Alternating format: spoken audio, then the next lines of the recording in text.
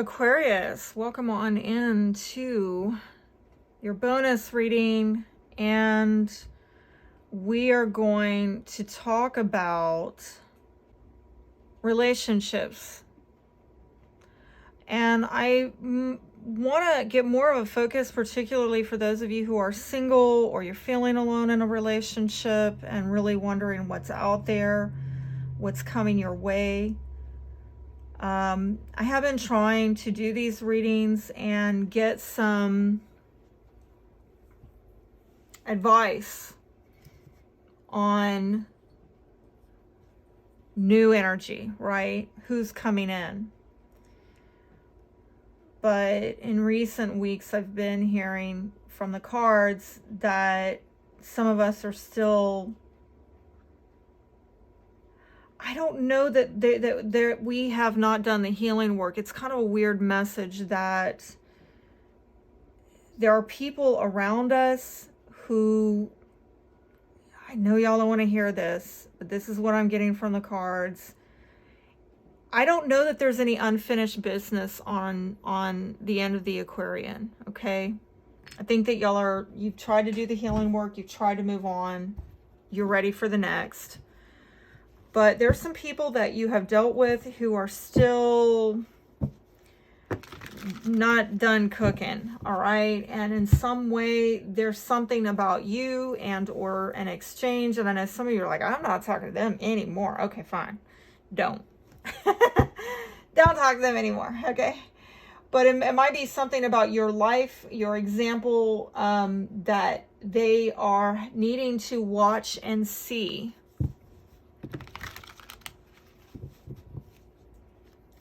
Perhaps some of them have trouble being alone, might have accused you of that. It's projection, accused you of codependency, that, oh, you just need to be in a relationship, or, no, that's their fear of somebody depending on them to be in a relationship because of their own insecurities. But then when they sit back and watch you go it alone for how long, they realize, wait a minute, Aquarius can stand on their own. Aquarius doesn't need to be in a relationship. We're just fixed. Let me say, if for anybody that's a cross watcher, we are slow to get in relationships because we're slow to get out of them. Fixed sign issues, right? We're very committed. People like to, say Aquarians are non-committal. No, it's just that when we commit, we're in it. We're in it to win it, baby. And so because of that, we can be slow to commit, but we're also slow to get out of our commitments. And so sometimes I think that we either get misread, right? Big surprise, Aquarius being misunderstood, right? Probably the most misunderstood sign in the zodiac. We get misread as either being commitment phobic or codependent. Commitment phobic because they're saying, oh, you're not rushing into a commitment, or codependent because you won't get out of the commitment. The fixed energy in us likes to stay the course. So enough about that. Let's see what the cards say about how you are showing up in relationships. All right, what I'm seeing here is Queen of Cups, Cancer, Scorpio, Pisces. Like you're coming across like a water sign, but also Queen of Cups is like an ideal wife, mother, very loving, very empathic, very nurturing. So that's actually a nice sign. We're not coming across as the bitch, right? Who's slicing and dicing, the cold-hearted ice queen, right? That people like to portray us as. You actually are showing up as emotionally secure in your relationships, and that you are very empathic and loving and nurturing. So that's nice. Anything else? Any other ways that Aquarius is showing up in relationships? Feeling this one in the back. Wow. King of Pentacles showing up very stable and secure. And I have been getting a lot of that for you, all right? Showing up also as somebody with a Lover's card who is about partnership. Somebody who is offering love and commitment and security and trust and a partnership. Whoa, very fantastic. So people know, this is what I'm getting from this, is that people know your value. But again, I saw from the previous reading that there could be some inadequacy of people now, you know, in comparison, feeling like, well, I can't measure up to that, because they perceive that they don't have value to bring. Or again, if they're really, you know, not self-aware, not mature,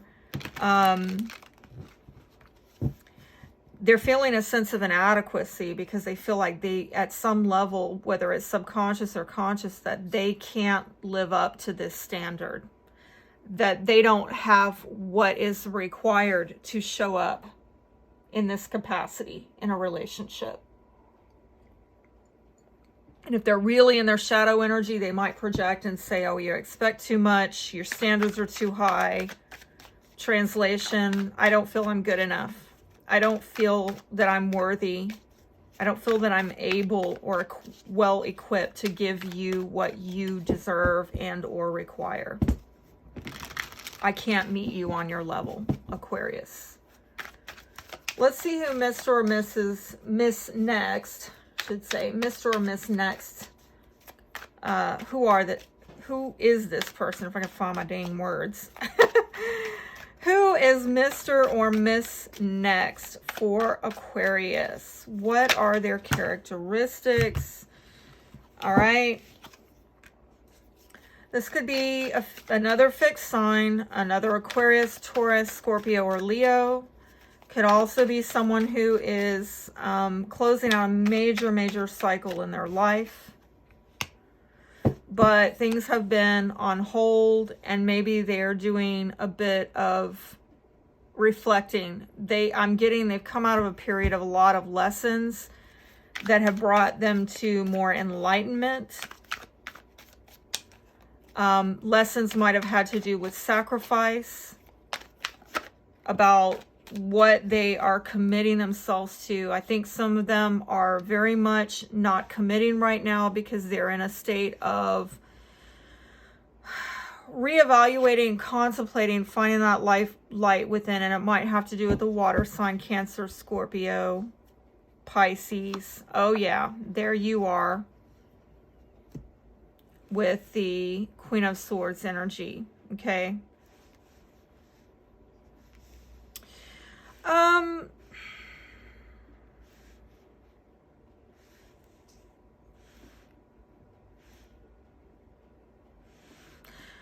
I am seeing a lot of solitude with this person, okay? And they could have a lot of emotions for you, Aquarius. They might be somebody from your past. God, because I see her putting her back to him. This person is doing a lot of soul searching in their solitude, in their reluctance to commit. Again, you might have finished some major karmic cycle with them. I hate that the past energy is showing up here, but right, this is ending something. With her putting her back to it, and that's you, right? This is all the past. Are you now guarded because of what you've been through? And this person, somebody trying to show up. Geez, I'm asking the cards, but they want to say what they want to say. Please don't shoot the messenger. Who's coming Aquarius's way next? This is what we want to know. See, again, I'm getting something here about a broken legal contract. I'm getting something here about a soulmate contract that has been broken. It's either legal or it is a soul contract, okay? The cards don't want to talk about it right now. honestly, like I'm getting this vibe, like, right, I'm trying to force the reading to answer this question because I know we all want it. Like, next. I don't want to talk about this person. And then it just comes up. Okay. And I'm really getting the vibe, like Spirit is like, no, I know you want to be done with this. And to some degree you are. You know, you closed it out and you're putting your back to this. Okay. But we're not done with it. Why? What happened with that soul contract? Okay, there's a broken legal or soul contract. Please tell me more. Please tell me more.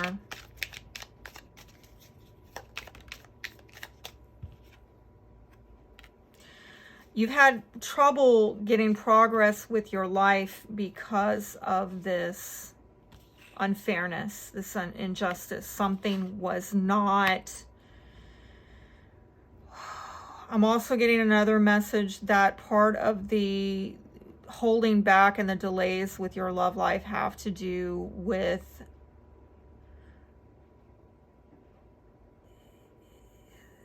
something hasn't been sown. What is that? What has not been sown? Like you didn't put in on that. Oh, dear God, there we go. Shit. There's that King of Cups again, there and there. Okay, it's back to this person, all right? That there could be some, I'm hearing blame shifting, okay? But this is an energy with this person from the past, and it may or may not be one individual person, may or may not be a water sign. It could just be a general energy of you dealing with these kind of partnerships where there are addiction issues. There is blame shifting going on. There is some issue of emotional manipulation, secrets. And this has created a lot of misunderstandings. Like, are you having to get clear on this? And until you get entirely clear on this issue, you can't get the forward movement. I'm really getting into some deep shit here. You know? Where is the easy button? And you know what? I felt like Spirit showed me. Oh, here's the easy button. You need to turn this up right, this up right, and this up right. And then what do we have here? We have somebody sowing progress, therefore they reap progress. And the progress is emotional mastery. The progress is no more blaming, no more, I don't know, is it relationship addiction for some of you? Honoring soul contracts. I'm seeing the sword again. Okay, so I just gotta say that I gotta put it out there. I'm hearing it. I'm feeling it. I don't really like it, but I'm God, I don't want to say this. I hate this. This is what I'm hearing. I feel like I'm being rebuked in this. Okay. Are you cutting people out prematurely? Or again, there's a timing so that you cut them out after they've gone too far. It's one or the other. It's like the way you're wielding that sword is something's off with it. Okay, you don't cut people out at the proper time. You cut them off prematurely. You cut them off before the work is done. The karmic work. You just want to cut on out of there. You don't want to deal with them anymore. Or you cut them out after they've gotten away with far too much. There's something about how we are wielding that sword.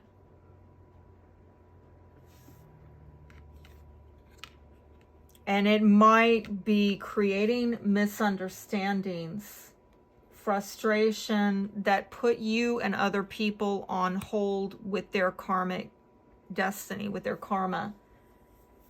It creates a situation where you are waiting around for Mr. Wonderful to come in, or Miss Wonderful. You're waiting on them. Things don't seem to be moving. It's like you're being delayed. You're being left on hold. Why? Because there's something here. There's something with the truth or the honesty of the matter. Something is not being handled in a fair, just way. Some of you literally are dealing with financial, I said financial, I meant to say legal problems, or a miscarriage of justice. And again, it might not even be on your end. It might be that you're dealing with somebody here who has, maybe you're done dealing with them, and Spirit's like, no, this is not about you and what you want in your timeline. This is about this person. You are in their life to help them learn lessons, and you might have got the memo, the lesson, right? I've seen successfully. Check. I'm done. Can I get on now? I got the lesson. I got the memo. Can we be done now? Can we go on? No, because they didn't. And you're like, well, what does that have to do with me? There is some karmic tie here, and they're not done with their end. It's almost like, again, you did the work, they didn't, but you're still bound because there's some karmic obligation. You have to help them with their lesson that they are delayed in getting. Okay, this is really, gosh, what a message. Not what I wanted to hear. Do other people's karma and destiny affect yours? Yes, that's why be careful who you join yourself with, okay?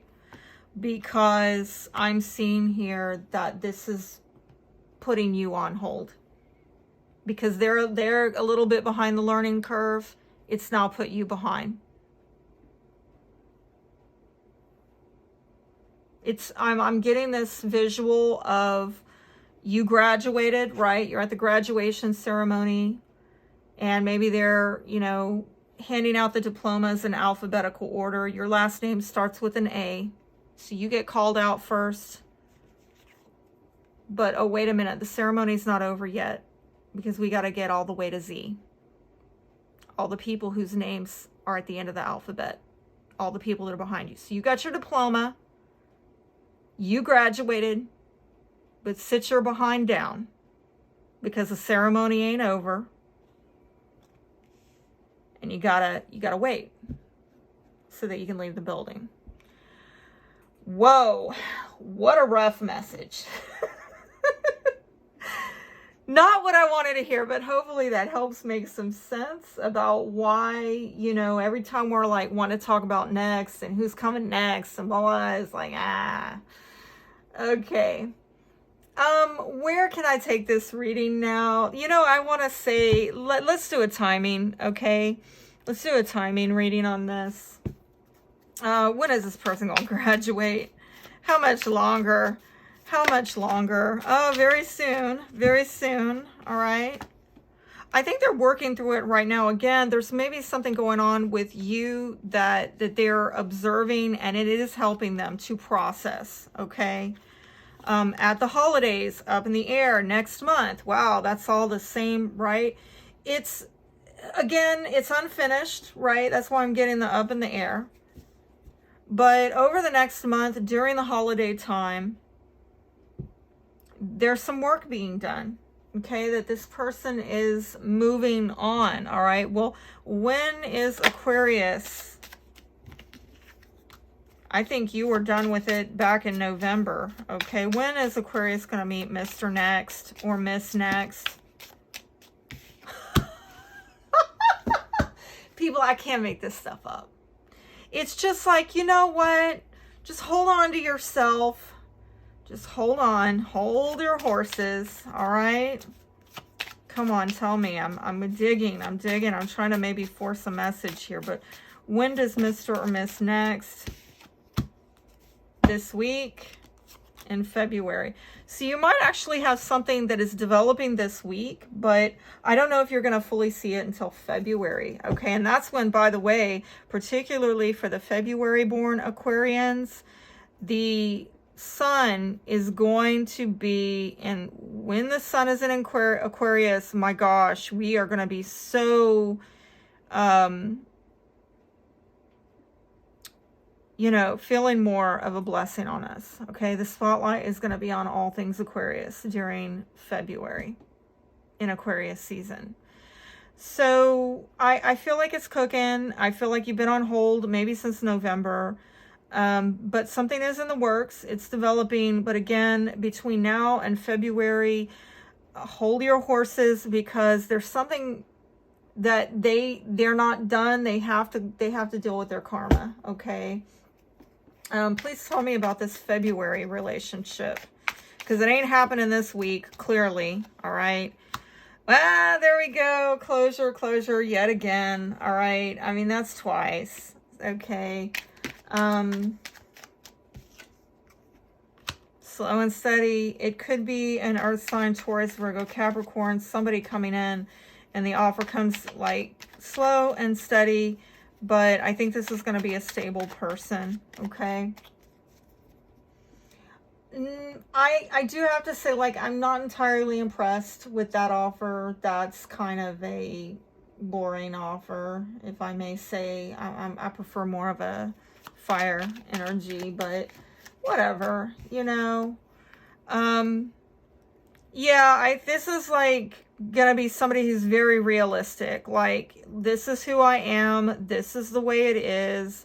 They're not really giving you any smoke and mirrors.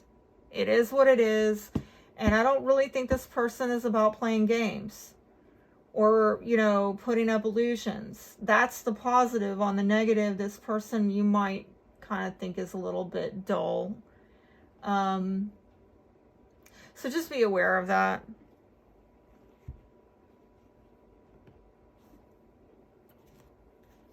Okay, let's look at what we can work on improving in our relationships.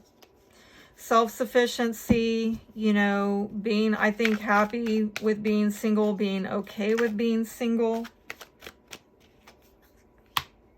Working on that coin. Again, more of that Knight of Pentacles energy, where you're taking a very practical, down-to-earth. There's a lot of Pentacles about the money.